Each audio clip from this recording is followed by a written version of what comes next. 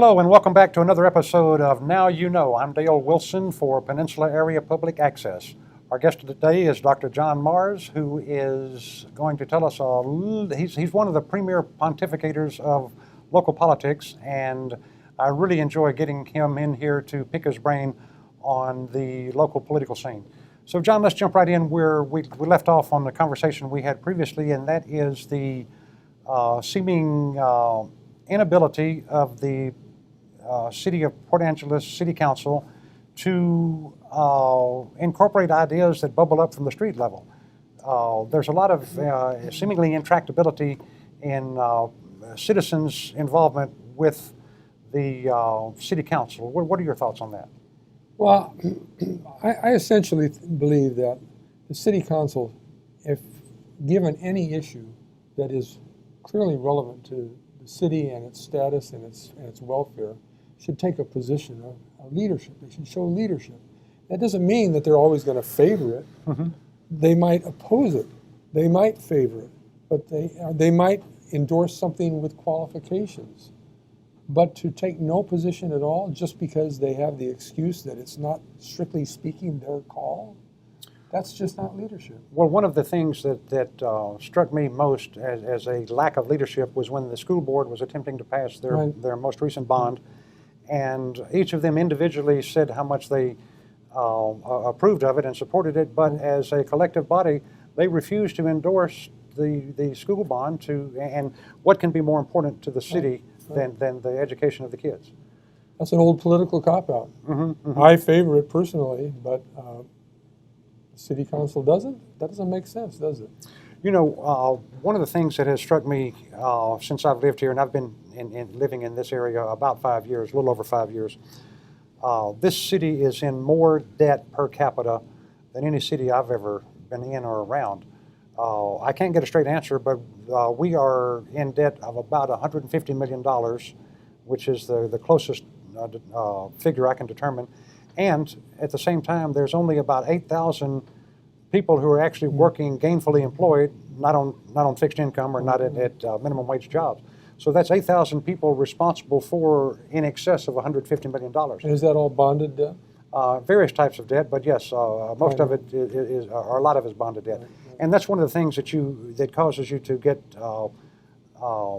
different answers, is because for some reason the city does not list the bonded debt as debt until it becomes due. And so one never really knows how much the city is on the hook for, because some of they're counting and some they're not. But does that sound like an awful lot of debt for that number of people? To you, you've been around more than I have. It's always going to sound, that amount of money for that many people is always going to sound like a lot of debt. There's certainly cities that incur as much or more debt than that with similar populations. So it's not unusual in that sense. It is unusual for this area at this particular time, because our economy right now is in flux. And I think it's fair to say that we are phasing out very slowly and with reluctance by the logging community, because it's their way that they make their living. But it's phasing out of the logging milltown existence into a future which is going to be more based on tourism and an environmental, a welcoming environment. And there's friction there. My reading of the opposition, for instance, to the Wild Olympics proposal is that there's an awful lot of people, and they have these signs that have been posted on their yard signs for years about no Wild Olympics, who oppose it strictly on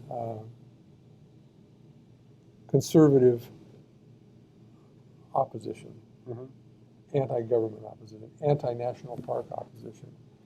But then there's a lot of other people who have opposed it, and this includes people who are actively involved in the timber industry and in Derek Kilmer's coalition effort, who oppose it as a political device in order to gain some concessions for the timber industry before they will say, okay, now we'll go along with Wild Olympics. So even though what they want has nothing to do with Wild Olympics in any strict, pure notion, they're using it, and I guess that's fair game in the political system. They're using that their opposition as a way to leverage something that's favorable to them in another area. John, think about this. At a Economic Development Council meeting last year, there was a report circulated that showed that timber exports are up 300%. Now, this is as of 2015. And most of those, of course, are going to the Orient. Right. But at the same time, timber-related jobs are down 75%. And because of mechanization and automation and so forth. Right. So obviously that's not a sustainable future for workers in this community.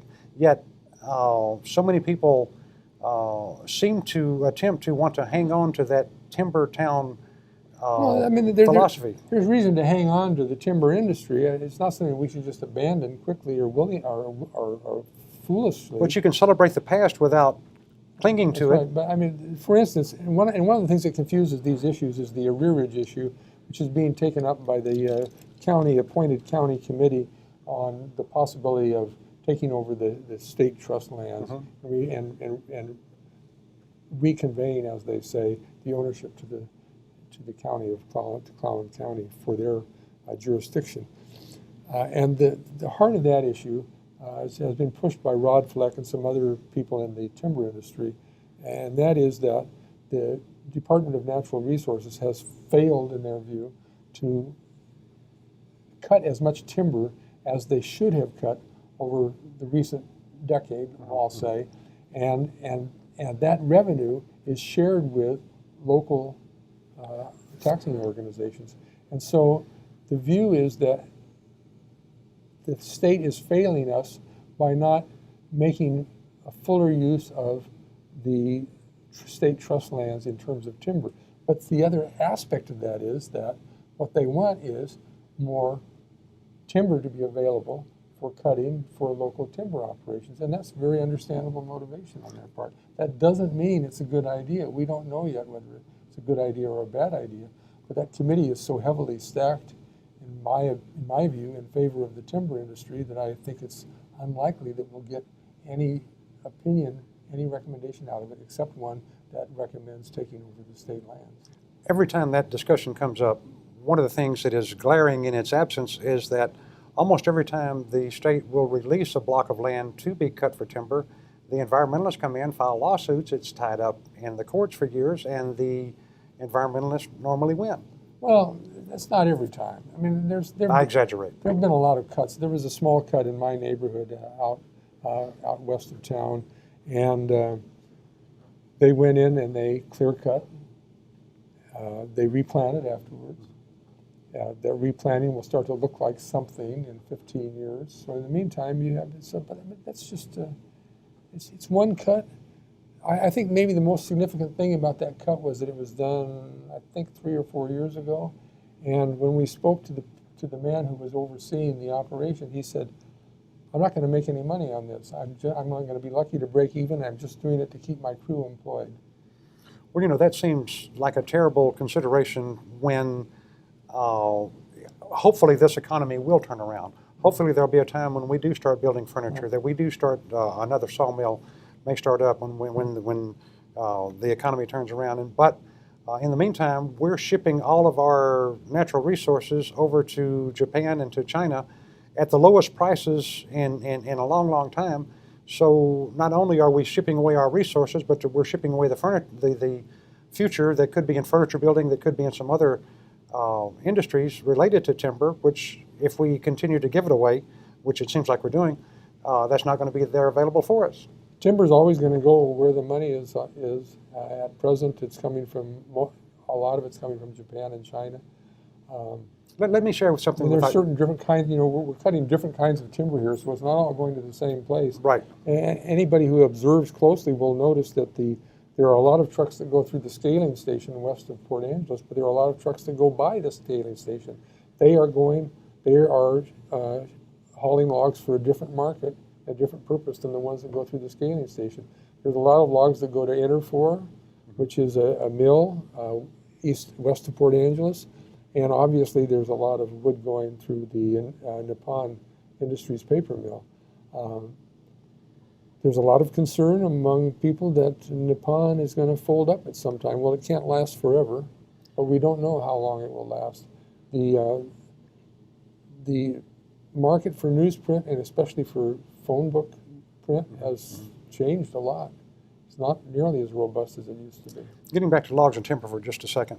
The other day I was going to pick up my wife at the ferry. She had been over to visit her family in Victoria.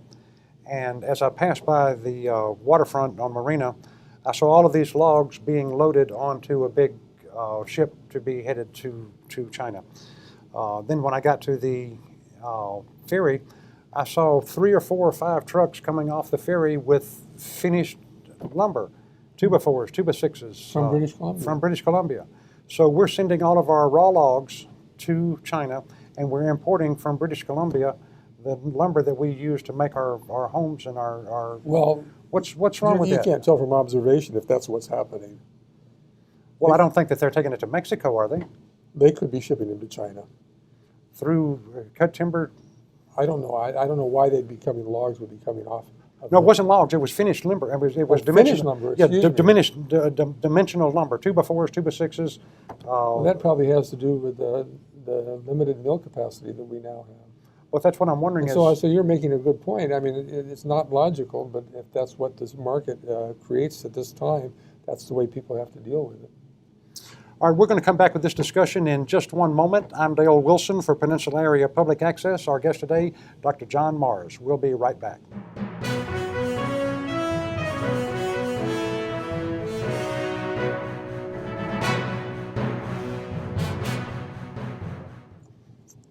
And we're back with Now You Know. I'm Dale Wilson for Peninsula Area Public Access. My guest today is Dr. John Mars. We've been talking a little bit about local politics and leaders and leadership and lack of leadership.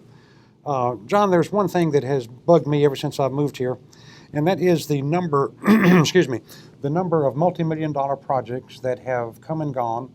And each one, as you go back and read the older articles in the paper, each one is supposed to solve all of our economic problems, solve all of our employment problems. And some of these I talk about are the CSO project, a $50 million project to reroute sewer so that we don't have an occasional overflow. Another one is the Gateway Center that was supposed to solve all of our problems. And that one is of most particular importance because I've done some research recently, and it shows that the replacement value, including the land and the building, would be about $6.5 million. The taxpayers are on the hook for $15 million. Where did that other $9 million go? Well, I don't know. I'm certainly not an expert on that. But for what it's worth, I think that the Gateway Center is working into the revitalization of the city. And we may have paid too large of a price for it, but I think it is part of, in the longer view, in the large view, it's part of the beachfront redevelopment. Mm-hmm. It's part of the whole redevelopment of the downtown area, and I think that it's proving to be pretty functional. So maybe they just overset it in the beginning, and then can't. Another project was the combined sewer overflow project, where some people may not be familiar with it, but what they have done is combine the wastewater, the sewer, and the actual stormwater, and they're all going to send it to a water treatment plant. Right. Heretofore, the city has had a separate discharge for the stormwater, which would go into the storm drains and then go out to the nearby creeks. Now they're going to combine all of those and pay by the gallon to treat all the rain that falls in Port Angeles, along with all the sewage that flows through Port Angeles. And the reason ostensibly for doing this was because they were having periodic overflows of a few million gallons of raw sewage going into the strait.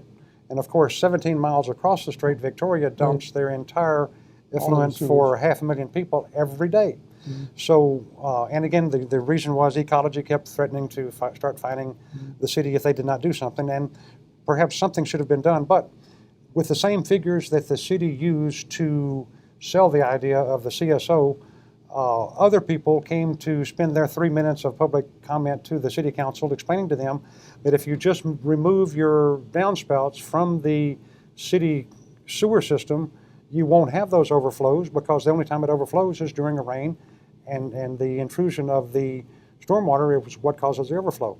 That would have been a $5 million fix. Instead, the city spent $50 million. And that goes back to what you were saying earlier about the city not taking information from the bottom up, but seeming to be all wise and all knowing and doing whatever these high dollar consultants tell them to do. Have you any thoughts on that? Well, I haven't observed that particular project very closely, so I can't say too much. I understand that the stormwater presents problems if it's allowed to just flush into the ocean, into the strait, and so that's what they're trying to solve in part. Beyond that, I don't think I'm qualified to comment.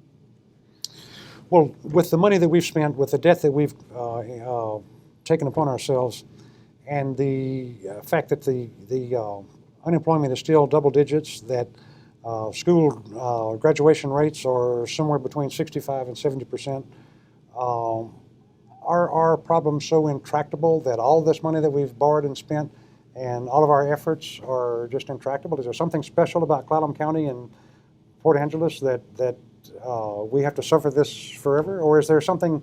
Well, there are some things that are special about Clallam County. Oh, absolutely. One of which is that our economy is fragmented in a way that most counties, especially in the state of Washington, are not, because we have the retirement community, we have the logging community, we have the professional community. I mean, our community is very stratified, and there's not a lot of movement in some respects between each stratum. So that we have the working class, if people will still buy that term, we have the professional class, we have the retirement class, and then we have the homeless and the poor and the people who are barely getting by, and there's very little movement among those different levels and those different groups or classes, and a lot of the cultural activity that's going on and the charitable activity that's going on, especially in Port Angeles, is being supported by one of those levels primarily. And the question that comes up, I'm involved in 2 charitable organizations. And one of the things that we discuss frequently is, what is our capacity? How are we already exceeding our capacity? Can this community support more charitable giving, or can it not? And nobody has yet come up with the answer to that question. Well, I don't know what previous goals for the United Way were, but I think they raised $750,000, which is a pretty tidy sum. That's right. Of course, then you've got to decide how best to use it to solve the most needy problems. That's right. And I think your original question was leading in some other direction, and so can you rephrase that question so that I know where we were going? I think I was asking if after all the money that we've borrowed and spent, we're still at a high level of unemployment, at a low level of graduation. Oh, yeah, right. Is there something unique about this community that makes these problems so intractable, or is it, as I fear, a general lack of leadership? The lack of leadership is part of it at the municipal level, at the city level. I don't see that lack of leadership with the present county commission. I don't see that lack of leadership in SQUIM, to the extent that I'm aware of events in SQUIM. Let the record reflect I was talking about municipal leadership too. Right, but what I do see in Clallam County, as well as most places in this country right now, is a cultural problem. We tend to blame an awful lot of things, including education, on the system. And actually the system is a manifestation of the culture. And our culture right now has a highest percentage in my lifetime experience. I've lived 74 years. And in those years, we are at the highest level I've ever observed of sending children to school who are not prepared to learn, and who continue in school to be passed on and not learn because they are coming from an environment in which they are not encouraged to learn. They are spending too much time with television and video games. Their parents are either preoccupied because they're single parents working 2 jobs, or they're preoccupied because they have drug problems or other problems. And we have thousands of children, even in this community, who are barely being taken care of, and who are not prepared to learn, let alone succeed. And that's a cultural problem. It doesn't have a political solution. And that's why I am really concerned. I mean, Donald Trump can say he's going to make America great again, but Donald Trump is ignoring, in every observation I've ever heard him make, he's ignoring the cultural problem that we have in this country. And it's not going to be resolved politically. It's got to be resolved. Let me back up on that. If it's going to be resolved politically, it's going to be resolved by political leadership that engages that problem. And at the lower community and talks level. To the voters with the truth instead of giving them sugar and saccharin and pretending that the problem doesn't exist. Now, John, I know that you are a student of the community and the politics. We're going to anoint you king of the county for just a minute. What would you do if you could get it passed through the county commission, if you get it passed through the city council? What are some of the things that you would do to try to improve the circumstances that we're experiencing here in Clallam County and Port Angeles? Well, we have to continue to pay attention to infrastructure. And some of our infrastructure is not in the best shape, especially some of the bridges and a few of the roads. So we have to keep concentrating on maintaining our infrastructure. I think that when it comes to the infrastructure question, I would take a hard look at the Carlsberg Sewer project. I'm not yet convinced that that is really a good idea, although the county commission has decided to go ahead with it. So on one level, we have to continue to pay attention to infrastructure. At another level, we have to continue to concentrate on education and doing the best we can with education, and to take those children who I have described as suffering and ill-prepared, and to remediate them if necessary. At the college level, people are coming to Peninsula College who need remediation on math and writing skills. The college, I'm a member of the Peninsula College Foundation Board. That's separate from the administrative board or the trustees. But one of the things we concern ourselves with is supporting college programs that that promise to help students. And one of those things that we're concentrating on and discussing is remediation, the need for remediation, and what we can do to help support students who need that kind of help. So just so the folks will know. And then in Port Angeles, we have this continuing question about infrastructure having to do with the high school in particular. And it may be that the last bond issue, maybe it deserved to be rejected for a variety of reasons. And maybe one of those reasons was that the plan was not clear enough and was too easily viewed by voters as pie in the sky. So if that's the case, it needs to be revamped. It needs to be brought back to the voters in a different form, with a different plan, and if possible, with a plan that is specific and clear, that has engaged architects, so that we have not just a model of what it might be, which is what they had, but a model of what it would be if you pay for this. It was approached kind of like, Right. Give us the money and we'll do something good with it. That's right. Yeah. And that's an important issue. Which brings me to an issue that I hope that you would bring up, and I'm going to go ahead and bring it up. John, it seems like that one of the big stumbling blocks here is trust. I'm not sure that the taxpayers trust the leadership. And we'll go back to the Carlsberg Sewer for a second. When the plans were first started to do the Carlsberg Sewer, I think it was back in 1990, and then there was a little bit of an uptick in population out there in and around 2004, 2005. Since then, it has been a steady drop off, but they're still using the figures that they had and the justification that they had back in 2004, 2005 to build this sewer, which is simply going to be collecting all the sewer in Carlsberg and pumping it several miles over to the Squim, crossing the Dungeness River, crossing some beautiful pristine river, and it's fraught with potential peril, and there's nobody that can well, first of all, Doug Nass with the PUD has said that there's not going to be enough water available to push all that sewer from Carlsberg to. He encouraged the county to get all the water rights before attempting this. But they're going right on through with it as if this is the most pressing thing in the county.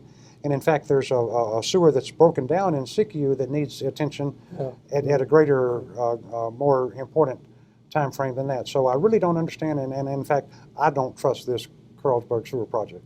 I mean, so, but you are fairly limiting your lack of trust to one project. You're not just saying, I don't trust county government at all, which is unfortunately is what a lot of people do. I don't. I hope I didn't give that impression. There are several spending issues. The reasons for I do not trust, Right. and we're going to have to leave it right there. This is Now You Know. I'm Dale Wilson here with Dr. John Mars for Peninsula Area Public Access. We are appreciative that you would watch. We hope you'll come again and see more of Now You Know. For Peninsula Area Public Access, I'm Dale Wilson.